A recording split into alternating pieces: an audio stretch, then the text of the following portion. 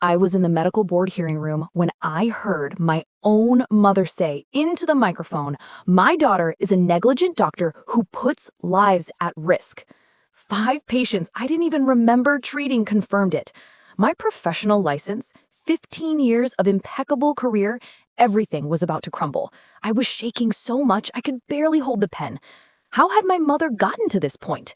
The answer came 2 weeks later when one of the patients showed up at my office apologizing. He confessed that my mother had paid $5,000 to each of them to lie. But discovering the truth was just the beginning. What she did after that was even worse, and the way I managed to prove everything changed my life forever. My relationship with my mother was always complicated. She was a nurse for 30 years, and when I decided to study medicine, I thought she would be proud. Dead wrong. From the first day of medical school, she started competing with me. "Doctors think they know everything, but it's the nurses who hold the hospital together," she constantly said.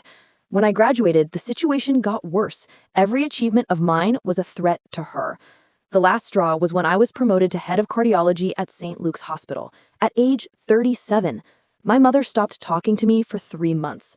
When she came back, she was different, cold, calculating. She started showing up at the hospital just to visit, but I noticed she talked at length with patients in the hallways.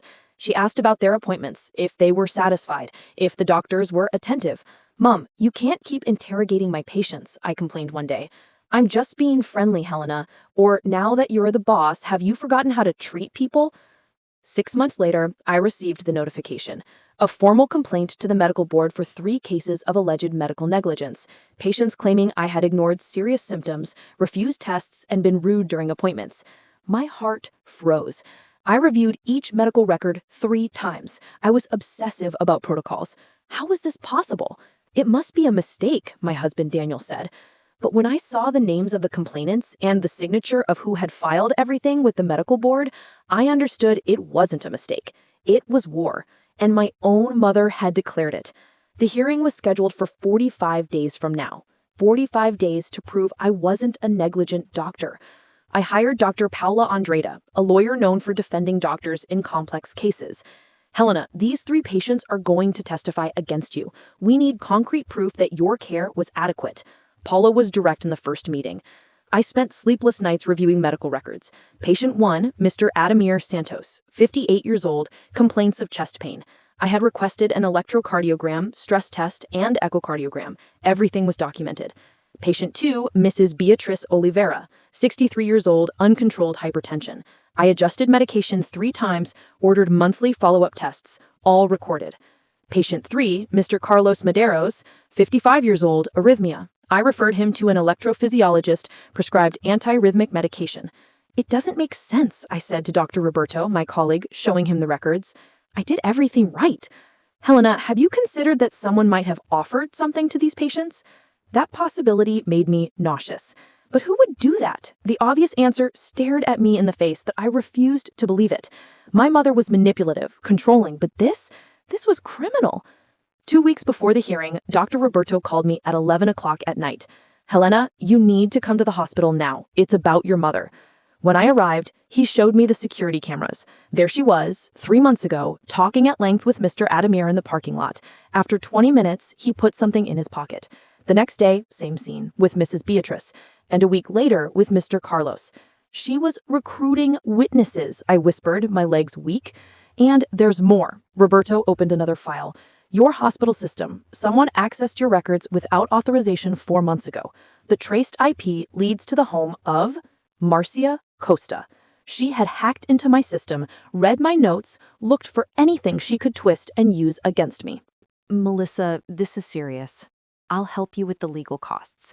The kids are mine too, and that money was for them." Meanwhile, my mother started a smear campaign.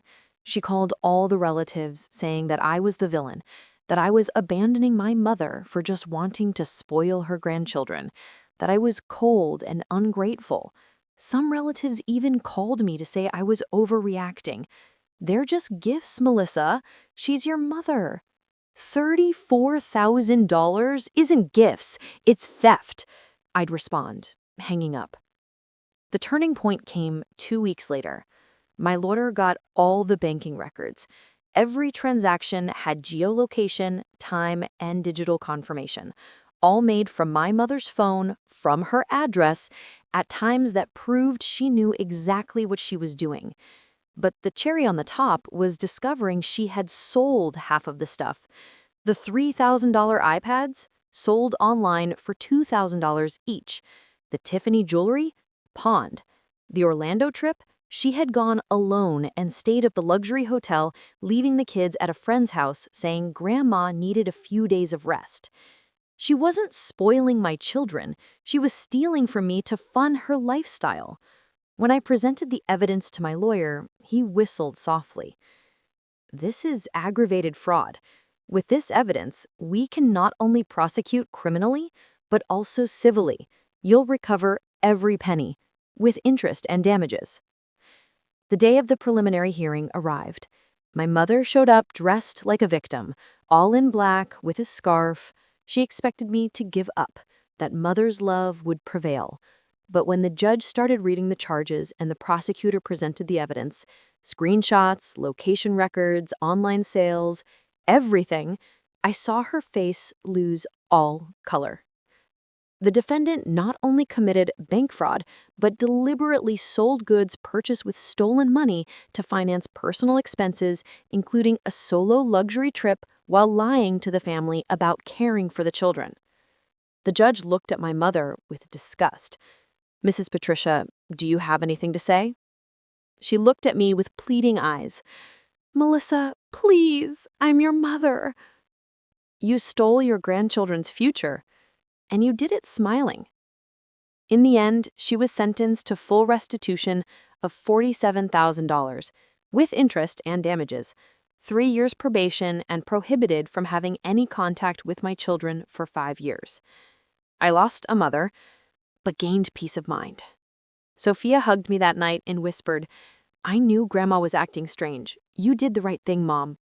Sometimes protecting those you love means cutting out those who hurt you, even if they're family. Did you like Melissa's story? Then subscribe to the channel, leave your like, and comment where you're watching from. Oh, and there's another story waiting for you here on the screen. Click there and I'll be waiting for you.